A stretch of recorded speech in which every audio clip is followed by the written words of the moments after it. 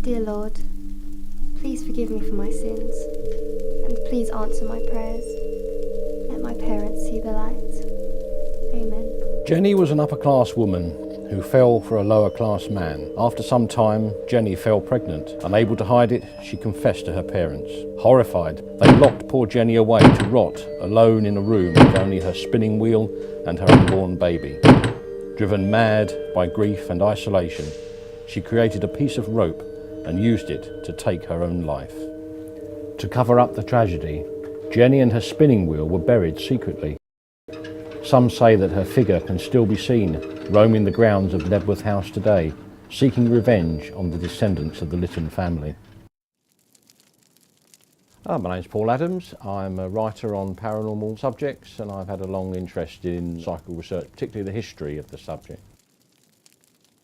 People have been experiencing paranormal phenomena for hundreds of years, right back to ancient Greek times. All cultures and societies have stories of ghosts and ghostly happenings, and that this is a cumulative evidence that in itself is hard to deny.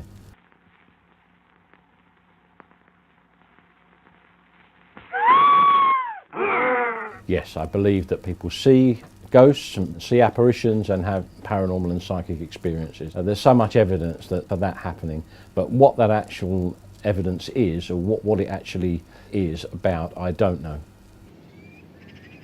I'm here in St Albans, which has a reputation of being one of the most haunted cities in the British Isles. And behind me is the Abbey of St Alban the Martyr, which has a long association with haunting. I've never had any experiences while I'm walking around. Normally it's just to sort of take people around and research the area beforehand and just try and bring out some of the interesting stories that in the location. The Abbey gateway behind me dates from the early 14th century. Today it's part of St Albans School, but in the past it was used as a prison, and seems likely that the ghostly phenomena that's been reported in this building, sounds of screaming men, doors closing and cries, may date from those times. Jenny Spinner is a very old ghost story associated with Nebworth House in Hertfordshire. It concerns the old East Tudor wing of the house, which has now been demolished, and there over many years people heard strange sounds, strange noises, whirring noise. And the story of Jenny Spinner was sort of created, I think, around it to try and explain these noises, which sounded like a spinning wheel. My name's Deborah Hyde. I'm editor of The Skeptic magazine in the UK, and I write about why people believe in the malign macabre. Everybody else can keep all of the lovely ghosts and the fairy godmothers. I like the bad ghosts, the poltergeists and the vampires and the werewolves. I love ghost stories. I think they're fantastic, but for me they're fictional. Real ghosts probably don't exist, so I get to enjoy all the thrill and the fun without having to believe in any of it.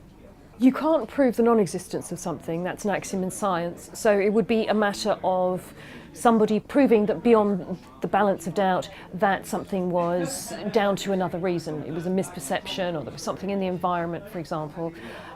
If somebody could prove beyond reasonable doubt that ghosts existed, that would be fantastic, but I don't think they will. I think you can learn quite a lot about human nature from ghost stories, because people come up with so many of them, they come up with them consistently, and the tropes and the motifs tend to be the same again and again and again. That surely says something about us. Yeah, no, I think we're fascinated with the unknown. I think we're fascinated with the unknown, and we're fascinated with the concept of what happens when we die. We're down to a systematic error in the way that we perceive the environment, and that's why we'll come up with them all the time. Okay.